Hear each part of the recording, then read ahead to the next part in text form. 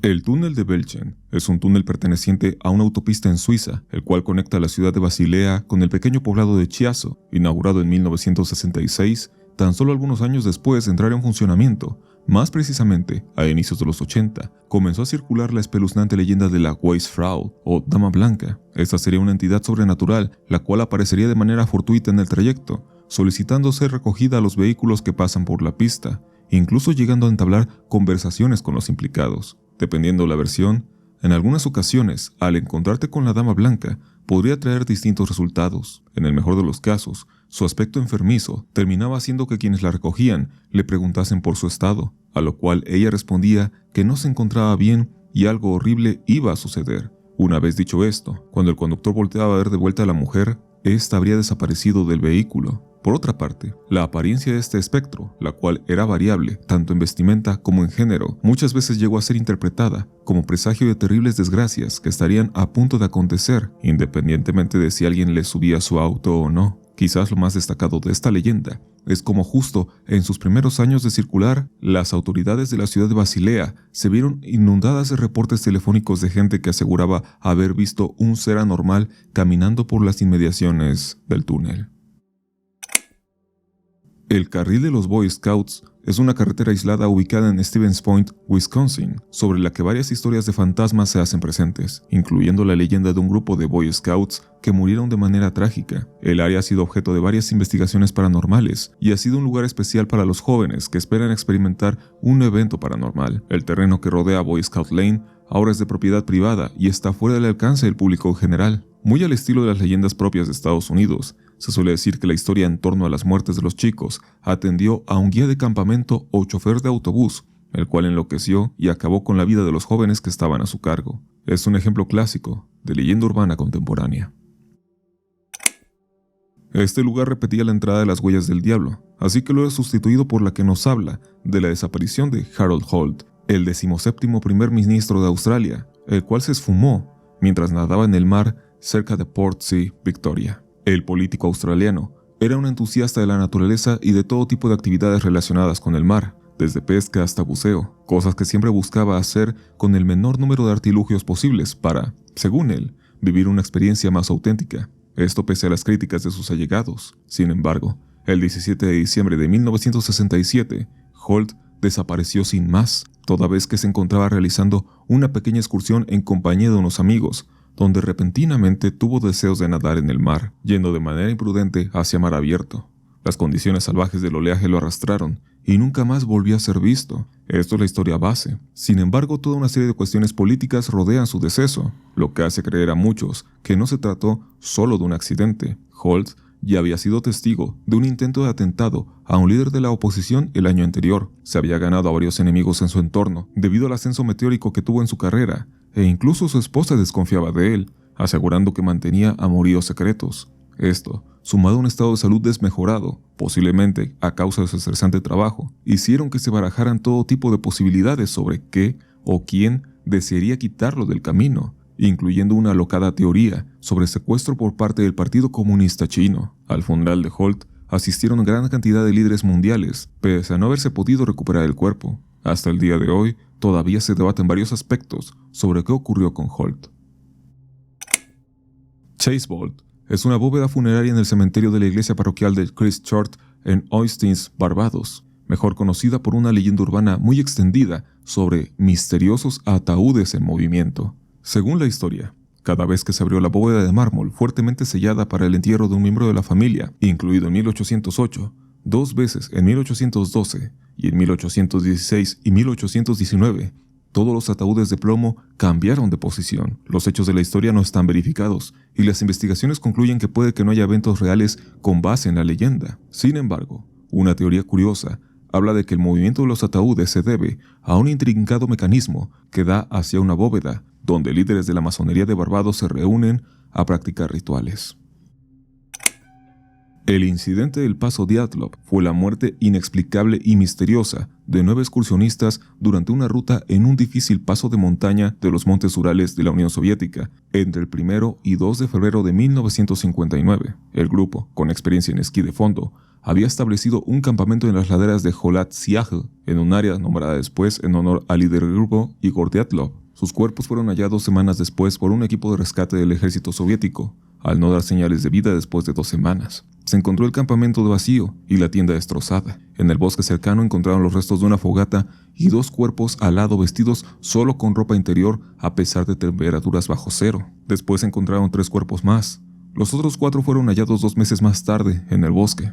En el análisis forense se dictaminó que 5 murieron de hipotermia, aunque uno de ellos tenía el cráneo fracturado. El resto tenía diversos traumatismos por golpes causados por una gran fuerza, y a una de las mujeres le faltaba la lengua. Según los forenses, murieron aplastados bajo una gran presión, fruto de una fuerza de origen desconocido. La tela de la tienda se había cortado desde el interior hacia afuera. Además, en la ropa de algunas de las víctimas había dosis de radiación 2 veces más altas de lo habitual. La investigación concluyó sin un final claro, declarando que una fuerza natural convincente había causado las muertes. El acceso a la zona fue prohibido a esquiadores y otros aventureros durante 3 años después del incidente. Aunque un laúd o avalancha fue la principal hipótesis, aunque no definitiva, el suceso durante años fue motivo de otras teorías, desde fenómenos naturales como vientos huracanados, criminales, a otros más descabellados, como la aparición de yetis o seres extraterrestres. Este puesto repetía la entrada de Tunguska, así que la he cambiado por el artículo que documenta el suicidio en animales. Esta es la conducta autodestructiva por parte de un animal para acabar intencionalmente con su propia vida, asemejándose así al suicidio en los humanos. Los científicos han sido incapaces de determinar si los animales son capaces de acabar conscientemente con sus propias vidas. Aunque existen reportes anecdóticos de perros, caballos y delfines suicidas, hay poca evidencia concluyente. Muchos animales que parecen estar deprimidos o en un duelo comienzan a mostrar un comportamiento autodestructivo que a veces termina en la propia muerte. Ballenas, patos o ciervos también han presentado este tipo de conductas, pareciendo atender a un sentimiento de tristeza o para evitar caer ante otros depredadores. Tenemos también el caso de las termitas, las cuales se rompen las glándulas en un proceso llamado autotisis. Esto les sirve para producir una secreción pegajosa con un efecto defensivo que las hace explotar, acabando también con la vida de su depredador. Quizás los casos más atroces son aquellos en los que un animal invadido por un parásito o bacteria acaba con su vida, bien sea porque esta última desarrolla un efecto que lo hace dirigirse a un lugar fatal con el fin de poder seguirse reproduciendo, o porque el animal conscientemente decida ponerse en riesgo a modo de lidiar con la infección. La rectoría de Borley fue una mansión de la época victoriana situada en el pueblo de Borley, condado de Essex, Inglaterra. Esta rectoría saltó a la fama debido a una serie de presuntos fenómenos paranormales que sucedían habitualmente en el lugar, según algunas personas que residieron en el edificio. La leyenda afirma que, en el lugar, se situaba un monasterio benedictino, construido supuestamente en 1362. Un monje llevó a cabo una relación con una monja de un convento cercano. Después de que se descubriera su romance, el monje fue ejecutado mediante ahorcamiento y la monja tapiada viva en los muros del convento. Estos sucesos serían los impulsores del supuesto encantamiento y por tanto de todos los fenómenos paranormales acontecidos en el lugar. La rectoría fue considerada en su tiempo, antes de destruirse en un incendio ocurrido en 1939, como el lugar más embrujado de Inglaterra e incluso del mundo. Clapham Wood es una zona boscosa de Clapham, West Sussex, Inglaterra, que los autores forteanos y entusiastas de lo paranormal creen que es un lugar de avistamientos ovnis, actividad de culto satánico, muertes y mascotas perdidas o enfermas. Gran parte de esta fama se debe al descubrimiento de cadáveres ocurridos entre las décadas de los 60 y 80, además de que, según quienes visitan el área, se presentan severas sensaciones de náuseas o incluso de ser empujado o estar siendo perseguido. Aunque está en la lista, no tiene un artículo en Wikipedia, pero como tal, el Reality Shift se trata de una práctica en la que los jóvenes pasan de la realidad actual a una realidad paralela y deseada por ellos mismos. A priori puede parecer algo extraño o peligroso, pero lo cierto es que esta práctica está relacionada con la meditación y el descanso profundo. Bajo el nombre de shifters, los jóvenes aseguran que lo hacen para evadirse de un mundo en el que reina el estrés o para, en parte, intentar tener una mayor sensación de control en un mundo que parece cada vez más incierto, y lo hacen con meditaciones, audios subliminales o guiones con la realidad deseada, entre otras prácticas. El incidente Moberly Jourdain es una aseveración sobre un viaje en el tiempo y apariciones realizada por Charlotte Ann Moberly y Eleanor Jourdain, quienes en 1911 publicaron un libro titulado An Adventure, bajo los seudónimos de Elizabeth Morrison y Frances Lamont. En él describen una visita que hicieron el 10 de agosto de 1901 al pequeño Trianon, un pequeño castillo en los terrenos del Palacio de Versalles, donde afirmaron haber visto los jardines como tal, y cómo habían sido a finales del siglo XVIII, así como fantasmas, incluyendo a María Antonieta y otros. Diversas opiniones convergen con respecto a esta alucinante historia. Como tal, en la descripción te dejaré un enlace donde podrás leer el libro y sacar tus propias conclusiones. Edward Theodore Kane fue un asesino y profanador de tumbas estadounidense. Sus crímenes cometidos en los alrededores de su ciudad natal, Plainfield, Wisconsin, adquirieron gran notoriedad en 1957, después de que las autoridades descubrieran que había exhumado cadáveres de cementerios locales y elaborado trofeos y recuerdos con sus huesos y piel. Según su propia confesión, también mató a al menos 2 mujeres. Inicialmente se le declaró no imputable y fue confinado en un hospital psiquiátrico. Murió en el Instituto de Salud Mental de Mendota a causa de una insuficiencia respiratoria el 26 de julio de 1984, a los 78 años. Está enterrado junto a su familia en el cementerio de Plainfield, en una tumba ahora sin nombre. Sus crímenes inspiraron la trama de la película La Masacre de Texas. Simplemente Adam es como se le conoce a un niño negro no identificado, cuyo tronco fue descubierto en el río Támesis en Londres, Reino Unido, el 21 de septiembre de 2001. Los investigadores creen que el niño probablemente era del suroeste de Nigeria y que varios días antes de su asesinato fue traficado al Reino Unido para un sacrificio ritual. Hasta la fecha, nadie ha sido acusado del asesinato de Adam y se desconoce su verdadera identidad. La autopsia mostró que Adam había sido envenenado con la ingestión de jarabe para la tos con algunas habas de calabar, que lo habrían dejado paralizado, pero consciente. Después, su garganta cortada para drenar la sangre de su cuerpo y su cabeza, y sus extremidades habían sido amputadas mediante cortes cuidadosamente realizados. Además del contenido del estómago, pruebas forenses adicionales examinaron también las trazas de minerales en sus huesos, que establecieron que Adam solo había estado en el Reino Unido durante unos días o semanas antes de ser asesinado, y que probablemente provenía de una región del sureste de Nigeria, zona conocida como el lugar de origen del vudú. Esta evidencia llevó a los investigadores a sospechar que Adam fue traficado a Gran Bretaña específicamente para un sacrificio ritual, realizado por un brujo que usa partes del cuerpo de infantes para hacer pociones medicinales.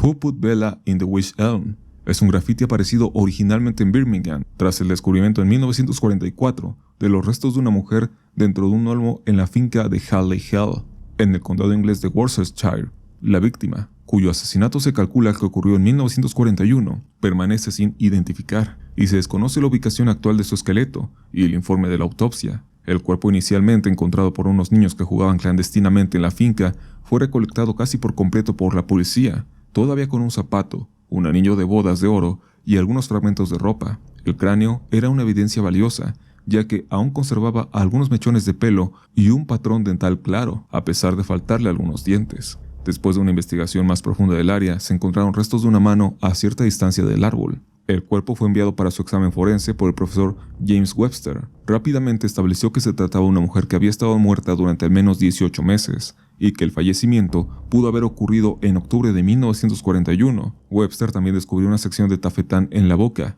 lo que sugiere que pudo haber muerto por asfixia. A partir de la medición del tronco en el que se había descubierto el cuerpo, también se dedujo que tuvo que ser colocada poco después del asesinato, ya que no podría haber encajado una vez que el rigor mortis se apoderase del cuerpo.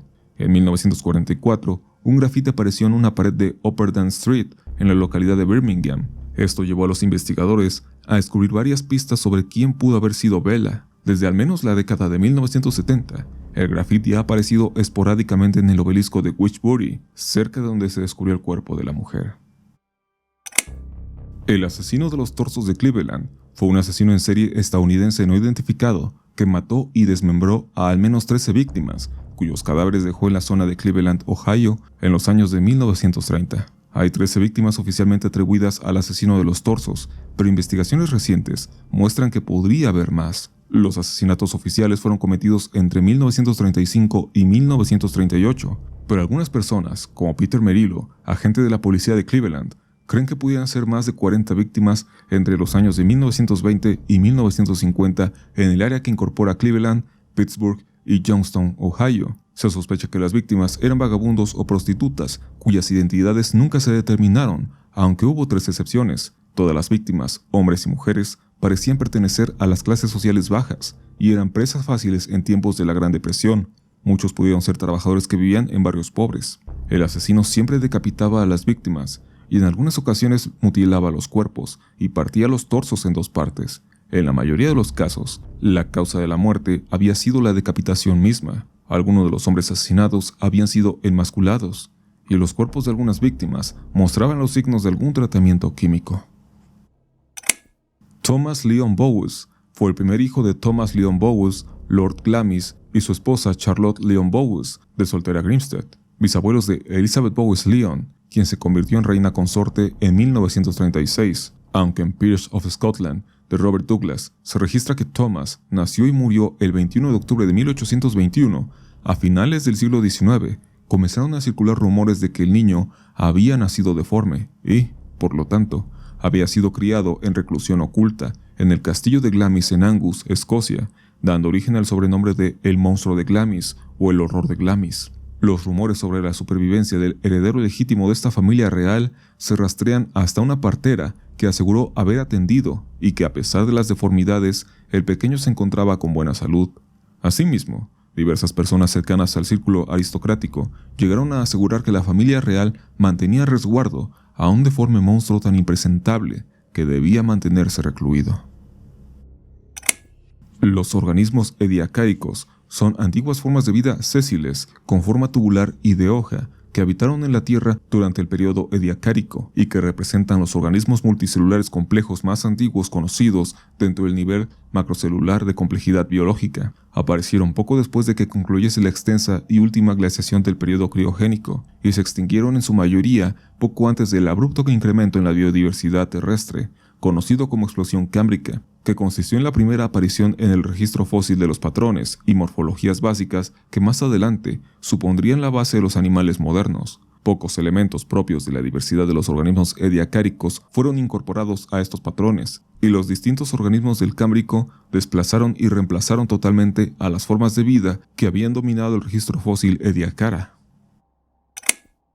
Henry Howard Holmes fue un asesino en serie estadounidense que confesó hasta 27 asesinatos y 50 intentos de ellos. Investigaciones modernas calculan el número de sus asesinatos en unos 300. Sus actuaciones tuvieron lugar justo en el mismo momento en que Jack el Destripador perpetraba sus horrendos crímenes en Reino Unido. Nacido en 1860 en Greenmalton, New Hampshire, Holmes era un hombre alto y apuesto que con el tiempo se transformó en un perverso criminal. Construyó en Chicago un hotel equipado con las últimas innovaciones tecnológicas. Aquel edificio colosal, colindante con uno de los mataderos más sofisticados del mundo, se inspiraba en él, pero mejorándolo notablemente. Era una fábrica de la muerte, una gran máquina arquitectónica que gestionaba todo el proceso, la preparación de la matanza, el aislamiento de la víctima, el propio asesinato y la eliminación del cadáver. Aquel hotel fue una obra maestra del diseño doméstico, un sistema que, aunque cueste admitirlo, encaja a la perfección en el proyecto funcionalista del arte moderno y en el destino productivista al que se adhiere la sociedad. La rana de Loveland es una supuesta criatura pseudocríptida perteneciente a la cultura popular estadounidense, vista por primera vez en Loveland, Ohio. Su aspecto morfológico sería similar al de un ser humano u homínido, y su cabeza sería la de un reptil o un anfibio, su aspecto siendo, en definitiva, parecido al de una rana de 1.2 metros. Se han relatado supuestos encuentros entre esta criatura y humanos en los años de 1955, 1972 y 1998, siempre en lugares cercanos a ríos o lagos, supuestos hábitats de estos animales. El incidente ovni de Mariana ocurrió en agosto de 1950 en Great Falls, Montana. Se cree que la película El avistamiento está entre las primeras tomadas de lo que se dio a llamar como un objeto volador no identificado. A las 11:29 am del 15 de agosto de 1950, Nick Mariana, el gerente general del equipo de béisbol de ligas menores Great Falls Selectrics, y su secretaria de 19 años, Virginia Raonic, estaban inspeccionando el campo de béisbol vacío de Legion Stadium ante un juego. Un destello brillante llamó la atención de Mariana y, según sus informes, vio dos objetos plateados brillantes girando mientras volaba sobre Great Falls a una velocidad que estimó entre 200 y 400 millas por hora. Creía que tenían aproximadamente 15 metros de ancho y 150 pies de distancia. Mariana corrió hacia su auto para recuperar su cámara de cine de 16 milímetros y filmó los ovnis durante 16 segundos. La cámara podía filmar los objetos en color, pero no podía grabar sonido. Raonic también fue testigo de los objetos. El día después del avistamiento de Mariana, el Great Falls Tribune, el diario de la ciudad, describió su avistamiento y la película en un artículo, que fue recogido por otros medios de comunicación de todo el país. Durante varias semanas después del avistamiento, Mariana mostró su película a grupos comunitarios locales. Amelia Earhart fue una profesora, conferencista y pionera de la aviación estadounidense. Earhart fue la primera aviadora en volar sola a través del Océano Atlántico, además de establecer muchos otros récords. Durante un intento de convertirse en la primera mujer en completar un vuelo de circunnavegación del mundo en 1937, Earhart y el navegante Fred Noonan desaparecieron sobre el Océano Pacífico, cerca de la isla de Howland. Los dos fueron vistos por última vez en Lae, Nueva Guinea, el 2 de julio de 1937, en la última parada en tierra antes de la isla Howland y en una de sus últimas etapas de vuelo. Presuntamente murió en el Pacífico durante la circunnavegación, solo 3 semanas antes de su 40º cumpleaños. Casi 1 año y 6 meses después de que ella y Noonan desaparecieron, Earhart fue declarada oficialmente muerta. Las investigaciones y el interés público significativo en su desaparición aún continúan a más de 80 años. Por desgracia, Earhart, Noonan y los restos del avión nunca se encontraron, a pesar de las semanas de búsqueda. La gente ha especulado sobre la desaparición y lo que podría haber sucedido, mientras recorría las Islas Marshall en busca de restos o algo que pudiera arrojar a la luz sobre lo sucedido. La explicación oficial de lo sucedido a Earhart, proporcionada por el gobierno de los Estados Unidos, fue que el avión se quedó sin combustible y se estrelló en algún lugar del Océano Pacífico. La desaparición de Frederick Valentich es un evento ocurrido el 21 de octubre de 1978 en el estrecho de Bass, ubicado en el extremo sur de Australia y la isla de Tasmania. Frederick Valentich, de 20 años de edad, despegó a bordo de un Cessna 182 del aeropuerto de Moorabbin, ubicado en las afueras de Melbourne, a las 6 de la tarde con 19 minutos. Su plan de vuelo consistía en ir hasta Cape Otway y de allí hasta King Island, donde recogería a unos amigos para luego regresar. Se estableció una altitud de crucero inferior a 5.000 pies, con intervalos de tiempo estimados de 41 minutos hasta el Cabo Otway y 28 minutos desde el Cabo Otway hasta King Island. Inicialmente todo parecía normal. Frederick se comunicaba por radio con el oficial de servicio de vuelo de Melbourne, Steve Robbie, reportando su posición y altura. Sin embargo, transcurridos 45 minutos de vuelo, la situación cambió. El piloto empezó a reportar al operador sobre una aeronave de gran tamaño que volaba a menos de 1.000 pies sobre su Cessna a una gran velocidad. En primeras comunicaciones, indicó que tenía 4 luces brillantes que parecían de aterrizaje, para luego reportar que lograba ver que era alargada al pasar volando, no pudiendo determinar su velocidad y con una luz de color verde de aspecto metálico en su exterior. Minutos más tarde, se refirió a la aeronave como un extraño avión y que éste flotaba sobre él. La última comunicación recibida desde el Cessna de Frederick se produjo a las 7 de la noche con 12 minutos y 28 segundos, en donde solo se pudo captar el micrófono abierto por unos 17 segundos, y ya pausados a las 7 de la noche con 12 minutos y 49 segundos, no se registraron más transmisiones. La investigación del Departamento de Transporte concluyó que la razón de la desaparición no podía ser determinada. Joseph James DeAngelo Jr. es un asesino en serie, violador y ladrón que cometió 50 violaciones en el norte de California a mediados de la década de 1970 y asesinó a un mínimo de 12 personas en el sur de California entre 1976 y 1986. Ese asesino en serie ha sido denominado con muchos apodos, porque durante muchos años no se tuvo la certeza de que se tratara de una misma persona la que estaba detrás de todos los crímenes, de manera que no fue sino hasta 2013 cuando se impuso el nombre de Golden State Killer. El caso del asesinato de la Dalia Negra, también conocido como el asesinato de Elizabeth Short, es uno de los casos más famosos e intrigantes de la historia criminal de la hollywoodense ciudad de Los Ángeles. La razón de este hecho es que, a pesar de que han pasado más de 75 años desde que ocurrió el asesinato y de los esfuerzos de la policía y de los investigadores privados, el caso sigue sin haberse resuelto. Elizabeth Short, de 22 años, era una joven que había llegado a Los Ángeles con el sueño de convertirse en actriz. Sin embargo, su sueño de convertirse en una gran estrella se desvaneció el 15 de enero de 1947, cuando fue encontrada mutilada y sin vida en Leimert Park. Ese mismo día, Betty Bersinger caminaba junto con su hija por una calle sin terminar en una zona de construcción, cuando vio lo que ella pensaba que eran las dos mitades de un maniquí, pero en realidad era el cuerpo de la joven Short, quien había sido cortada en dos a la altura de la cintura y no tenía rastro alguno de sangre. La brutalidad del caso conmocionó a la ciudad y pronto se convirtió en una de las primeras grandes historias de sensacionalismo de la prensa de los Estados Unidos. Se le llama la Dalia Negra porque en los días previos a su muerte se había estrenado la película La Dalia Azul, que trataba de la desaparición de una chica a la que luego encontraron muerta. Además, Elizabeth siempre vestía de negro.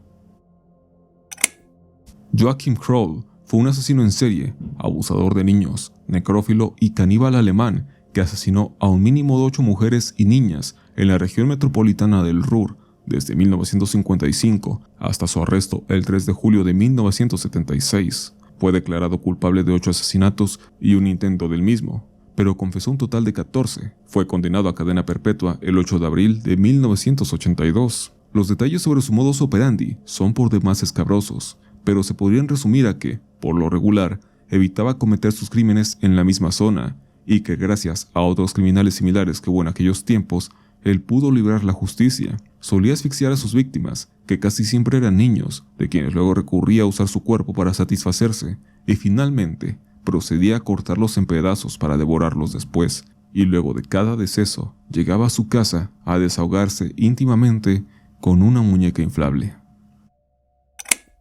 Peter Kürten fue un asesino en serie alemán, más conocido como el vampiro de Düsseldorf. Alcanzó fama mundial por los asesinatos en serie y los asaltos sexuales que llevó a cabo entre febrero y noviembre de 1929 en la ciudad de Düsseldorf, afirmando durante su juicio que había bebido la sangre de algunas de sus víctimas. El caso Kürten es importante en el mundo de la criminología, al dar a la policía de todo el mundo elementos que son clave en la evolución de cualquier asesino en serie.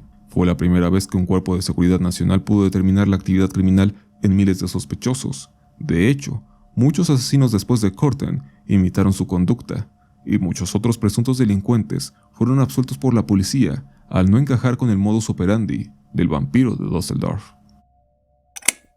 Gilles de Rais fue un militar y noble francés del siglo XV que luchó en los años finales de la Guerra de los 100 años junto a Juana de Arco. Fue juzgado y ejecutado, entre otros motivos, por los casos de abuso sexual y asesinato que cometió hacia múltiples niños y adolescentes. Se calculó que mató a entre 80 y 200 menores, la mayoría varones.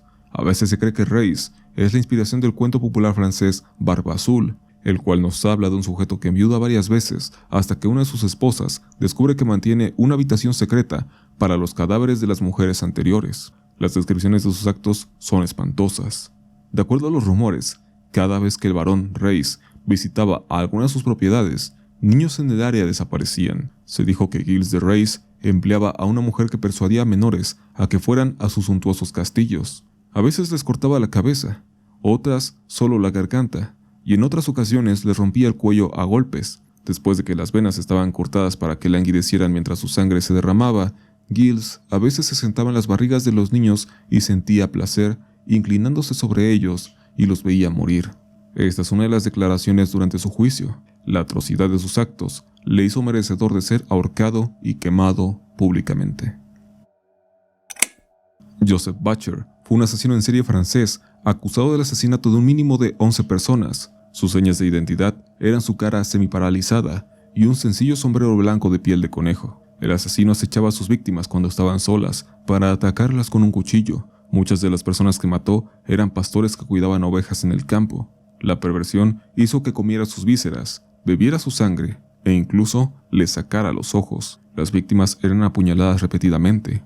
Así, se hallaron cadáveres destripados, violados y sodomizados. Los Melonheads son seres generalmente descritos como pequeños humanoides con cabezas bulbosas que ocasionalmente emergen de sus escondites para atacar a las personas. Diferentes variaciones de la leyenda atribuyen diferentes orígenes a las entidades. Pese a las múltiples variantes que se presentan en diversos estados de la Unión Americana, el consenso general sería que se trata de niños huérfanos, abandonados por su condición de hidrocefalia, quienes, cansados de sufrir abusos, adoptaron un comportamiento salvaje y sanguinario. Todo esto ocurriendo, supuestamente, a mediados del siglo XX. D.B. Cooper es el nombre atribuido a un hombre que secuestró un avión Boeing 727 en los Estados Unidos el 24 de noviembre de 1971, recibió un rescate de $200,000 y saltó en paracaídas desde la aeronave. El nombre que el secuestrador usó para abordar el avión fue Dan Cooper. Sin embargo, las iniciales DB se asociaron permanentemente con el secuestrador debido a un error de comunicación con la prensa, que tuvo conocimiento de que poco después del secuestro, el FBI había interrogado a un hombre de Portland llamado D.B. Cooper, quien nunca fue considerado sospechoso importante. La forma en la que Cooper escapó de la justicia, así como la incertidumbre sobre su paradero, continúan intrigando al público. El caso de Cooper, cuyo código es Norjack en el FBI, es el único caso de piratería aérea sin resolver en los Estados Unidos, y uno de los pocos de ese tipo que quedan sin resolver en todo el mundo. El experimento Filadelfia es el nombre que le dio el ufólogo estadounidense Morris K. Jessop a un supuesto experimento secreto llevado a cabo por la Armada de los Estados Unidos en los astilleros navales de Filadelfia durante el 28 de octubre de 1943, en el cual el destructor escolta de la Armada USS Eldridge habría sido invisibilizado electrónicamente contra los dispositivos enemigos e involuntariamente habría sido teletransportado 600 kilómetros hasta el puerto de Norfolk, en el estado de Virginia, de ida y vuelta. Este bulo fue informado repetidamente como una farsa. Aún así, Jessop, cuyo trabajo original era como vendedor de autos, impulsó la narrativa del inusual experimento, aludiendo a la carta de un hombre llamado Carlos Miguel Allende, quien se aseguraba testigo de tal evento. Pese a ser una historia desacreditada desde su concepción, incluso hoy en día, mucha gente adepta a los círculos paranormales y de ufología debaten sobre la realidad del suceso. El Mokele Mbembe es una bestia común de la mitología de varias culturas del África Central. Es descrito de manera variable o errática, a veces como un animal de color gris parduzco y de tamaño superior al de un elefante, de unos 4 o 6 metros de alto y 5 a 10 metros de largo. En otras ocasiones, su tamaño no supera al de un hipopótamo. Otros lo describen como un saurópodo. Alegan que tiene el cuello largo y flexible y solo un diente, aunque muy grande. Otros relatos aseguran que se trata de un cuerno. Unos pocos hablan de una cola musculosa como la de un caimán, vive en los ríos y trepa en las orillas en pleno día para buscar alimento. Sus huellas se parecen a las del hipopótamo, aunque son mayores y palmeadas. Según algunos exploradores, son circulares, del tamaño de una sartén, con 3 dedos. Su dieta estaría compuesta mayormente por vegetales, aunque hay reportes de que cazaría humanos e hipopótamos. A lo largo del siglo XX, se reportaron varios avistamientos de la criatura, volviéndola una de las más debatidas entre entusiastas de la criptozoología. Este puesto repetía la entrada del Diablo de Jersey, así que la he sustituido por una pequeña curiosidad que puede encontrarse dentro de la lista de los santos patrones de la Iglesia Católica. Y es que si bien las figuras santas de esta religión están extendidas por todo el planeta, abarcando los 5 continentes habitables, resulta que la Diócesis Católica Romana de Orlando, en la Florida, contempla a una Virgen María como santa patrona de la luna. Esto debido a un tecnicismo en el Código de Derecho Canónico que, supuestamente, expandió el territorio de la diócesis para incluir a la luna después del vuelo del Apolo 11. En general, esta diócesis se reclama a sí misma como responsable y representante del satélite de la Tierra, habiendo incluso mandado una carta al Papa Pablo VI en 1969 para que les concediese la jurisdicción, aunque se desconoce si éste siquiera respondió. Tramposamente, tomando en cuenta el territorio de la Luna, esto haría a la diócesis de Orlando la más grande de todo el planeta, superando a la diócesis de Irkutsk en Rusia. La abducción de Allagash hace referencia a lo vivido por 4 hombres, quienes se aseguraron experimentar un encuentro aterrador con extraterrestres mientras acampaban en el desierto de Maine esto en 1976. En síntesis, los hombres mencionan haber sido acechados durante su excursión por luces anómalas y gigantes, hasta de repente encontrarse ratados por seres extraños de otro mundo con tecnología muy peligrosa. Quizás lo más llamativo de este caso es que pese a ser sometidos a distintas pruebas, nunca se pudo demostrar que mentían en sus declaraciones, siendo este caso tenido como uno de los más sólidos en cuanto a evidencia de contacto alienígena.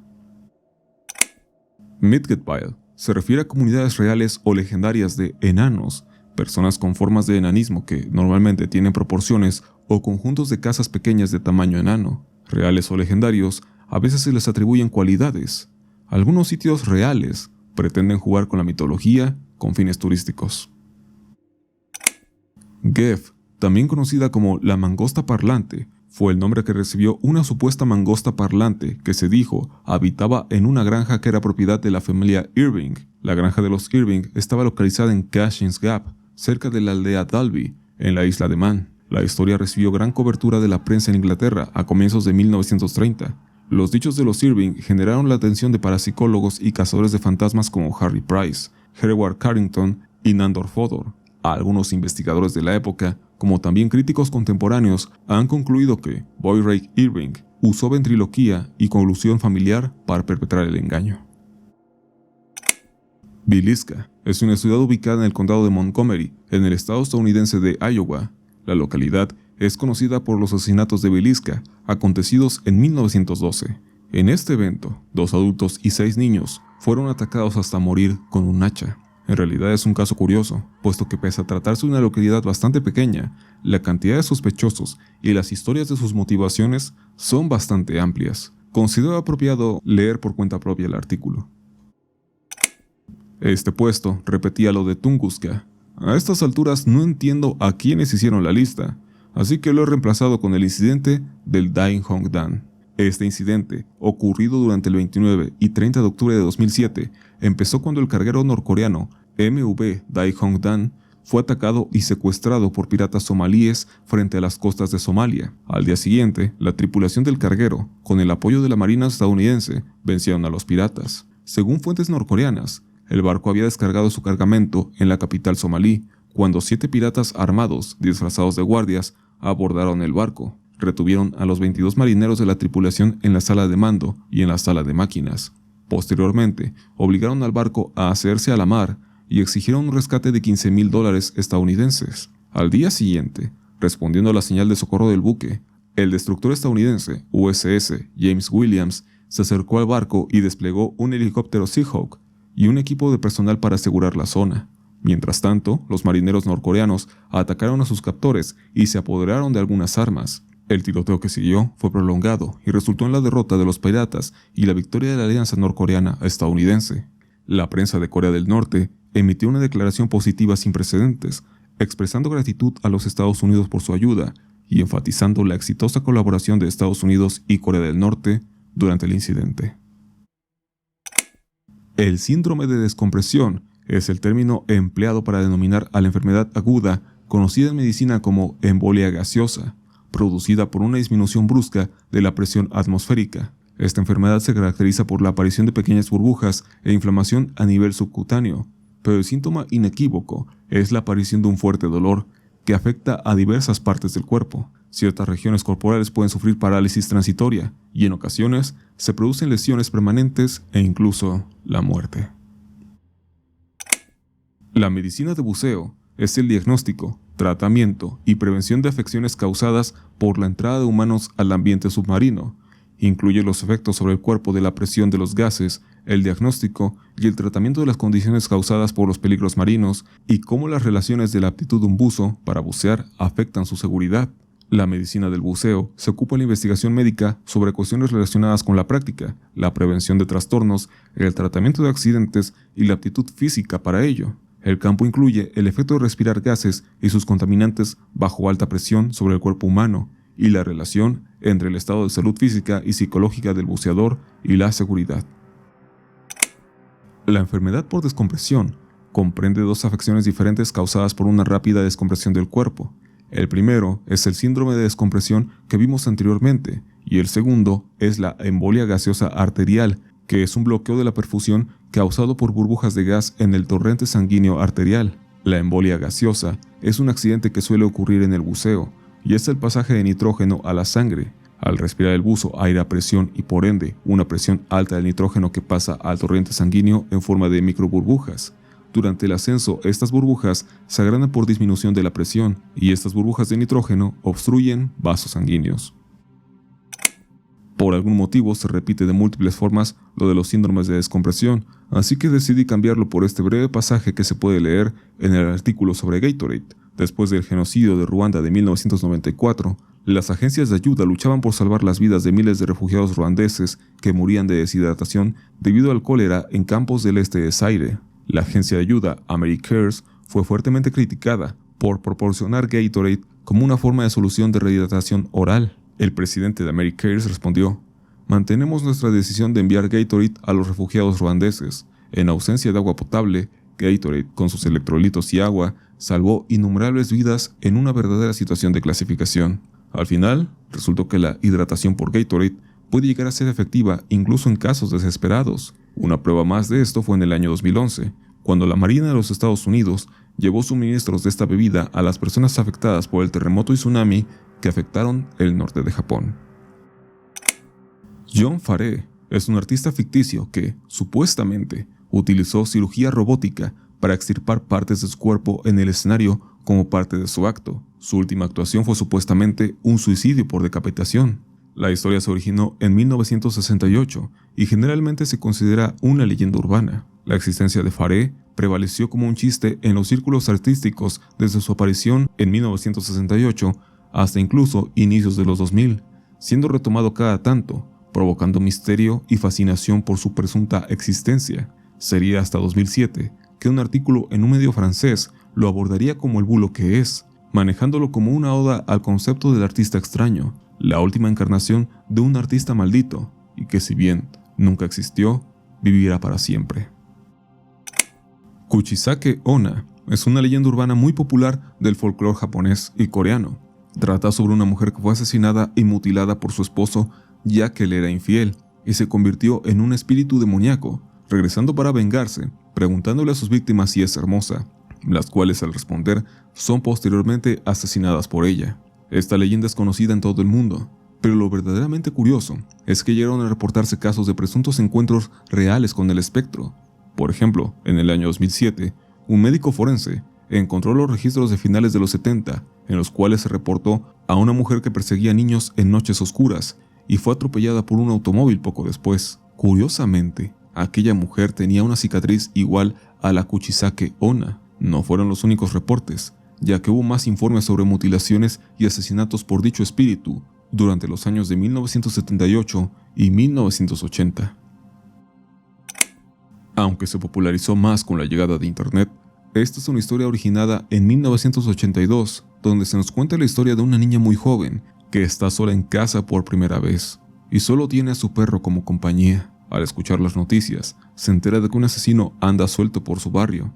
Aterrorizada, cierra todas las puertas y ventanas, pero se olvida de la ventana del sótano y la deja abierta. Se acuesta, se lleva a su perro a su habitación y lo deja dormir debajo de su cama. Se despierta por la noche y escucha un goteo proveniente del baño. El ruido del goteo la asusta, pero tiene demasiado miedo para levantarse de la cama y descubrir qué es. Para tranquilizarse, extiende una mano hacia el suelo para recibir al perro y es recompensada con una lamida tranquilizadora en su mano. A la mañana siguiente, cuando se despierta, va al baño a tomar un trago de agua y se encuentra a su perro muerto y mutilado colgado en la ducha, con su sangre goteando lentamente sobre los azulejos. En la pared de la ducha, escritas con la sangre del perro, están las palabras: «Los humanos también pueden lamer».